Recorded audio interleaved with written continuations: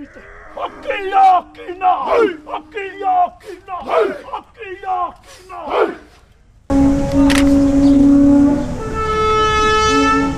Treaty of Waitangi, what does it mean to me? The Treaty of Waitangi means a lot actually.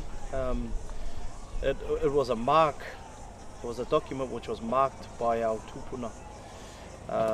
And they marked this document with our best interests at heart at that time, I believe. And I still believe that. And so for me it was our ancestors' way, our tupuna's way of finding a way forward, setting a foundation for the next generations coming through to be able to live collectively with the settlers, the British that had arrived. Getting some law and order, collective law and order, whereby the two peoples could walk side by side, not one above the other, but side by side, and formalize relationships so that it would propel Māori and the next generations into the future. Give us a head start in this changing world as we knew it back then. So we were going from our traditions, our customs, our protocols to an evolvement of another culture, or a cross-contamination of another culture, cross-pollination of another culture, whereby we had to learn new things. So our ancestors signed this treaty, I believe, to ensure that we had a positive outlook for the future in 2020 and beyond.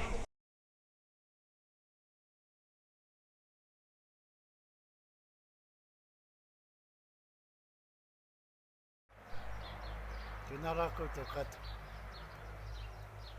Ngā mihi atu o koutou rāhuri noa I runga I te ika Māori me tōna wakana. I'm just going to share a little bit about my understanding of the Treaty of Waitangi and how it can infuse the flora and fauna, and also our elder siblings, well, they're elder siblings too. All our manu pēnei anō, the kiwi, the kukupa and many other of the birds, and also our ika, kararehe, ngangara, the insects as well. As I believe, in my understanding, that Aroko 2 of the Treaty of Waitangi has that for our people of the whenua, tangata whenua, to protect all those resources, even though they're our elder siblings. So they're included. For me, in my understanding, it does. It talks about the treasures of our taonga of the forest and everything in there. For me, also to understand the Treaty of Waitangi is to learn to understand the whakaputanga o ngā rangatira o Nutire ni raro mai hauraki. In other words, the Declaration of Independence. If you get to understand that, you will understand the Treaty of Waitangi even better. They are our elder siblings. And so,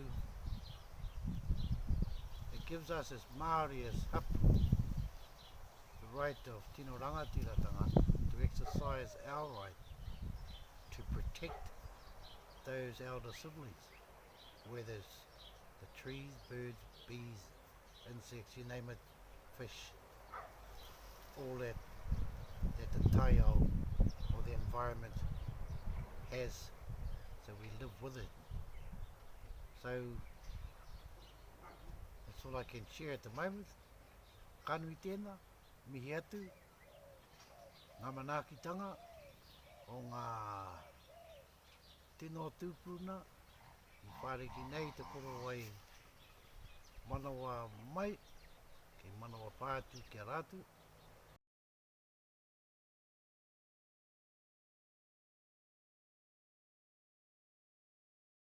I want to see a sustainable kiwi. I want to see it protected. I think if I had one goal, it would be to encourage private landowners to engage more with the philosophy of Kiwi, because they have a large part to play, and we've seen this in Kiwi Coast, where it's been the private landowners who have allowed DOC and volunteers to go on their land.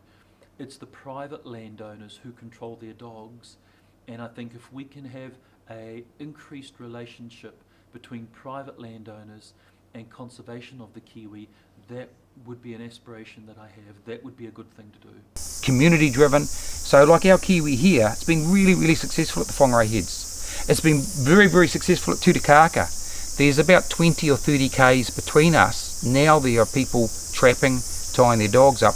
What we want is those Kiwi to walk towards each other and meet up, to fill up where their rowie used to be, where the Kiwi were before. And so people can live, work, play. You can farm, you can forest. They love pine forests. You can live there and still have Kiwi in your backyard. It doesn't have to be pristine bush. What you need to do is trap your stoats and tie your dogs up, and we can have Kiwi everywhere in Northland.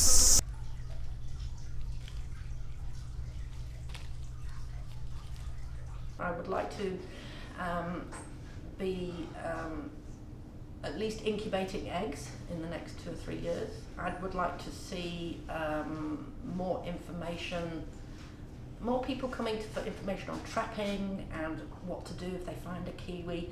I would like to get the message out there that you cannot touch a Kiwi for fun. They're not an entertainment. They are a wild species. They are the taonga. They're a native. They're just so special. You've probably guessed, I'm from the UK originally. And for me to be looking after New Zealand's native bird, the icon, is a huge privilege. And I am not taking that for granted. And it's trying to get the message out there. Keep your dogs on a lead. Keep your cats in the house. Get your rat traps in your back garden. If you've got a bigger place, get your possum trapping going on. It all starts at the grassroots. And if we can go some way to actually tell our children, our tamariki, who come here in huge numbers, this is what you need to do. Look after your environment. That's a good thing. And if we can keep doing that for the next 10, 15, 20 years in perpetuity, that would be fantastic. And I can't tell you enough how huge privilege it is to actually look after these birds. Everything that happened in our own backyard, including Te Tiriti o Waitangi, was swept under the carpet by previous governments, and that saddens me. But our tupuna and our ancestors were all about looking forward and looking into the future, accepting what happened and then moving on. And I think we've made huge steps, inroads, since those days whereby our language, our tikanga, our protocols, Te Tiriti o Waitangi, were swept under the carpet. And given in 2020 now, and the announcement that was made, last year about the Te Tiriti o Waitangi and the land wars being a part of our New Zealand curriculum, so that's only got to be positive, for the future. So no more sweeping what happened under the carpet.